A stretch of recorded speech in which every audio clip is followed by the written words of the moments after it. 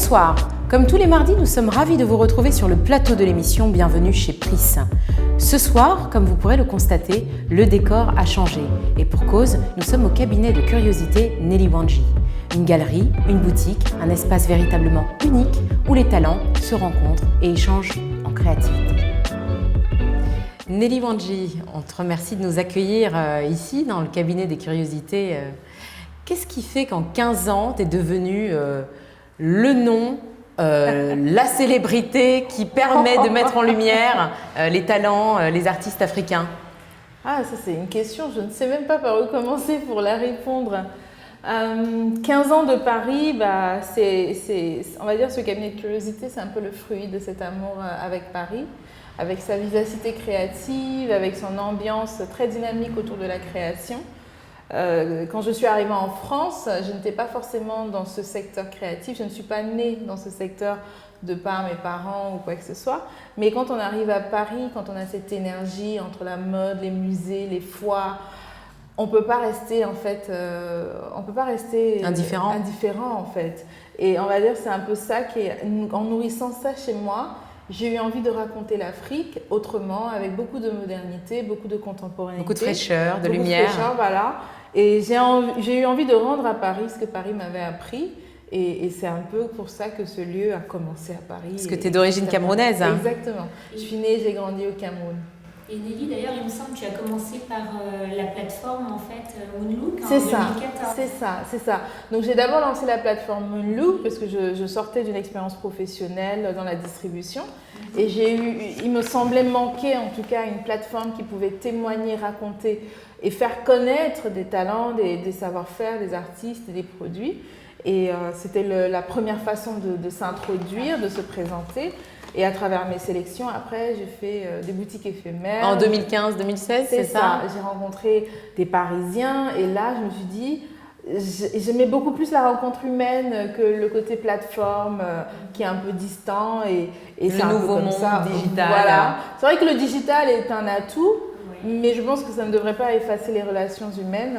Et il faut toujours avoir des lieux où on peut se rencontrer, on peut se voir, on peut échanger avec des personnes qui passent comme ça par hasard. Mais c'est quand même pas un showroom situé n'importe où, on est quand même situé dans le triangle d'or parisien, rue du Faubourg Saint-Honoré.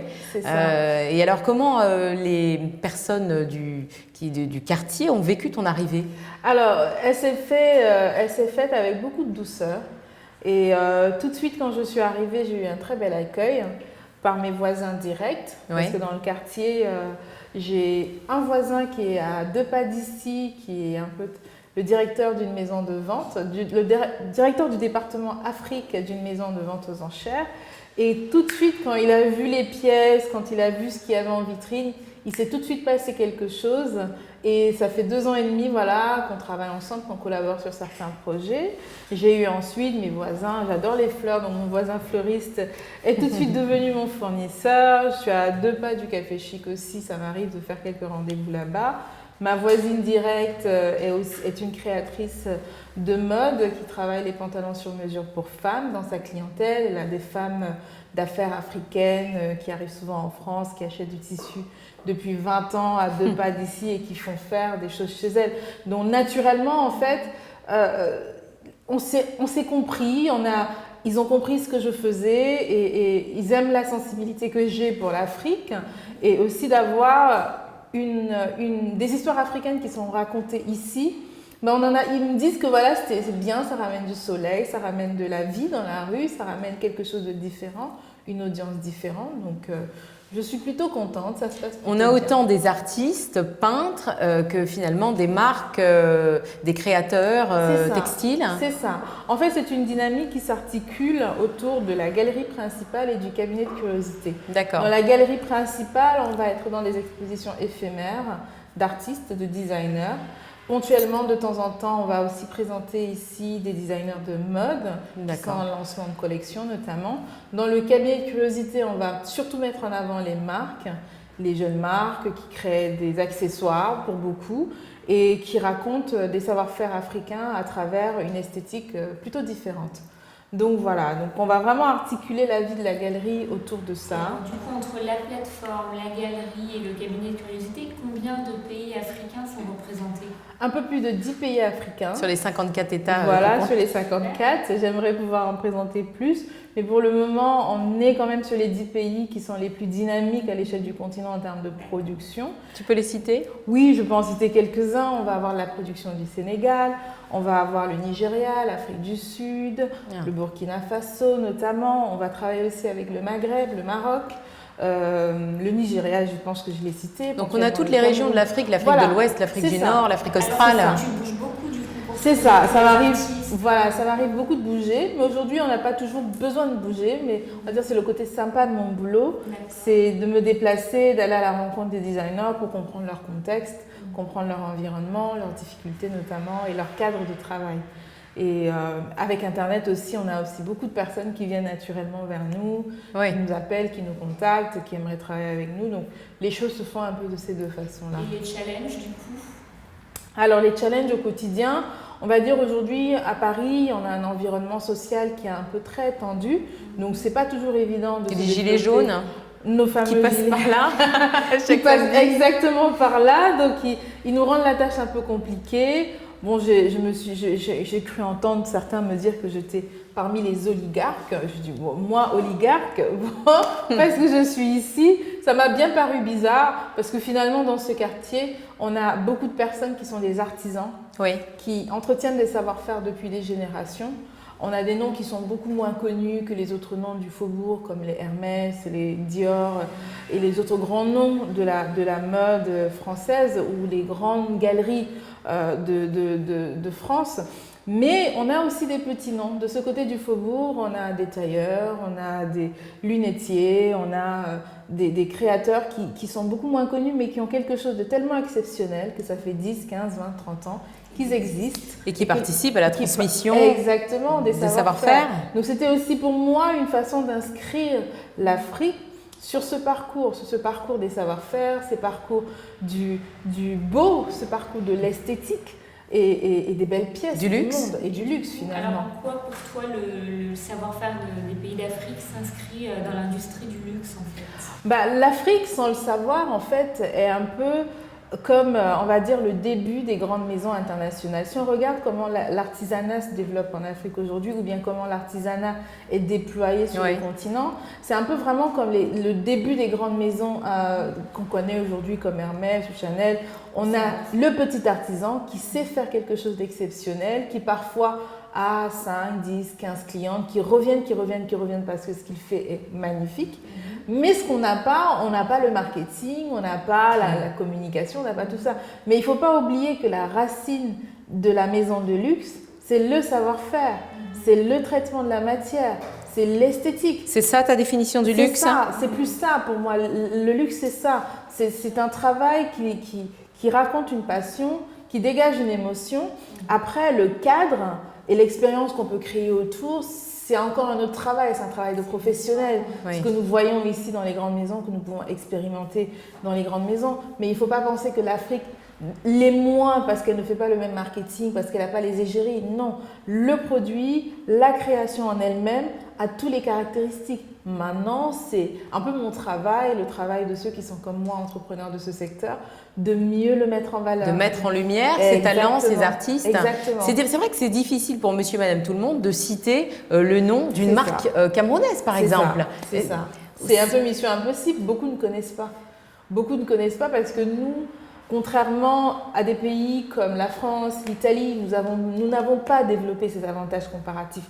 Nous n'avons pas assez fait valoir ce qu'on était capable de faire. Du coup, dans l'imaginaire collectif, on ne nous attend pas en fait sur ces chantiers-là. Pourtant, nous avons énormément offert en fait. Quand on regarde par exemple les sculptures africaines qu'on va retrouver aujourd'hui beaucoup dans les musées comme au Quai Branly, ou même le travail de perlage qu'on va trouver sur certaines pièces entre les Igbo, les Bamileke du Cameroun, c'est de l'artisanat d'art.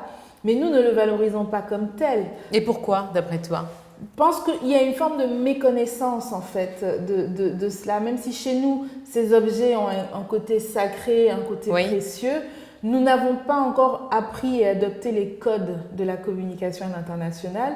Nous n'avons pas chez nous valorisé ces secteurs qui créent, on aspire plutôt à regarder ce qui se passe à l'extérieur, on ne regarde pas assez ce qui se passe à l'intérieur. On ne valorise pas nos patrimoines, nos héritages. Donc, il y a cette méconnaissance, en fait, du peuple. Il y a un grand débat, d'ailleurs, autour de la restitution partielle ou pas.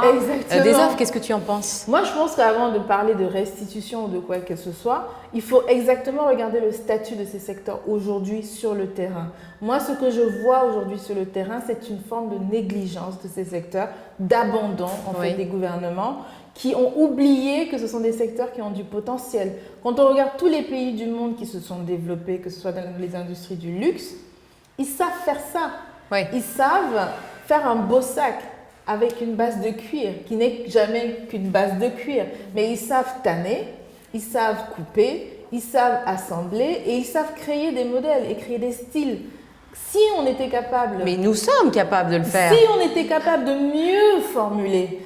On est capable de faire, mais aujourd'hui la technicité, et c'est pour ça qu'il y a des métiers, c'est qu'il faut cloisonner, il faut professionnaliser, il faut former et il faut accompagner. Je veux dire, quelqu'un ne se lève pas le matin et sait faire un Birkin de chez Hermès. Non, ils sont formés pendant des années. Et est-ce que la galerie Nelly Wanji et la plateforme que tu citais tout à l'heure, Moonlook, participent justement à ce travail de consulting et peut-être d'agrégateur de savoir-faire des métiers c'est un peu africain. La grosse partie de ce sur quoi je suis en train de travailler en ce moment. Parce que quand on a lancé la plateforme ou la galerie, on était vraiment dans une démarche d'accès au marché, d'accompagner l'accès au marché pour cette production locale.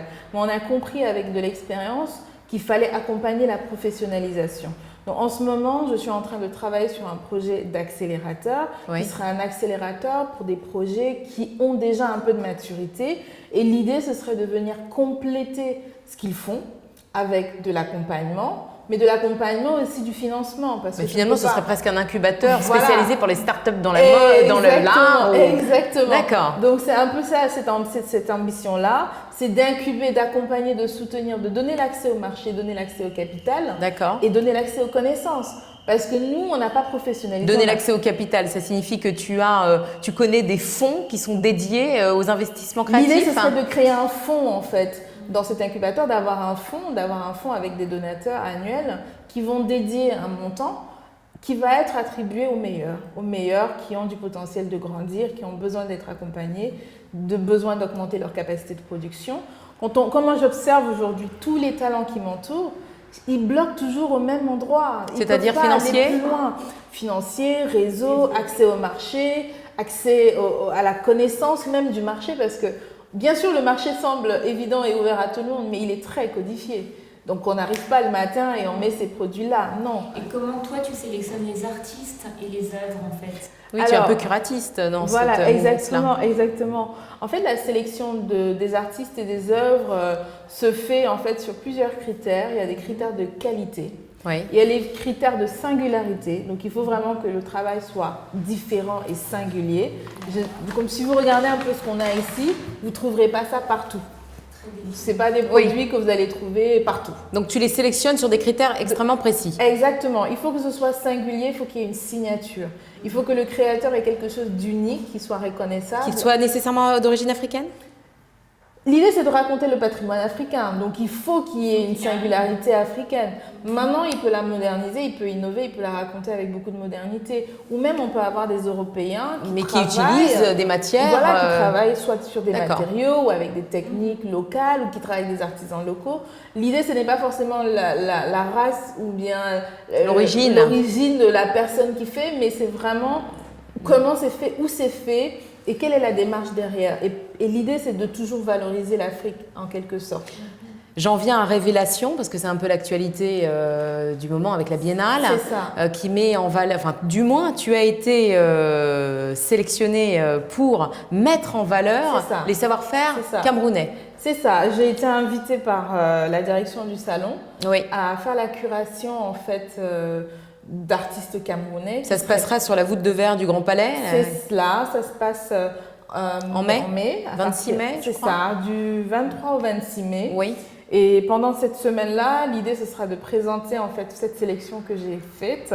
Combien d'artistes ? 5 artistes, à peu près. Combien d'œuvres ? Dizaines d'œuvres, d'accord. Principalement les métiers d'art. Donc, quand on dit métier d'art, c'est transformation de la matière. Donc, il y a des œuvres en bronze, des œuvres en bois sculpté, la technique du perlage sur certaines œuvres. Il y a de la céramique également. Il y a du métal peint à la main. Donc, il y a plusieurs métiers vraiment d'artisans d'art qui sont montrés et mis en avant, et toute la production est faite au Cameroun. Et du coup, tu les as sélectionnés comment? Parce que j'imagine qu'il y avait pléthore d'artistes camerounais qui auraient souhaité se retrouver là. Oui, l'exercice, c'était... on va dire que quand on est un peu dans mon métier, on a déjà un champ d'œuvres, d'artistes qui gravitent un peu autour de ce qu'on fait. Donc, j'ai sélectionné des artistes que je connaissais déjà de par leur travail. D'accord. Tu peux en citer certains, puisqu'il n'y en a que 5, donc on peut peut-être même tous les citer. Bien sûr, on peut tous les citer. J'ai sélectionné notamment un artiste comme Gilbert Wembe, qui travaille avec la fondation Jean-Félicien Gacha, qui est partenaire de l'événement. Une fondation qui est basée au Cameroun et qui travaille autour des métiers d'art.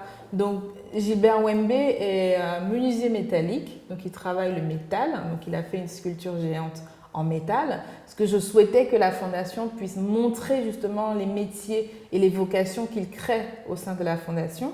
Ensuite, Barthélemy Togo, qui est un artiste mondialement connu, qui travaille sur plusieurs matériaux, qui a déjà entrepris au Cameroun plusieurs projets de valorisation, et qui, pour ce projet, a développé une œuvre en bronze, qui est une œuvre unique, qui n'a jamais été montrée, qu'on découvrira sur la foire.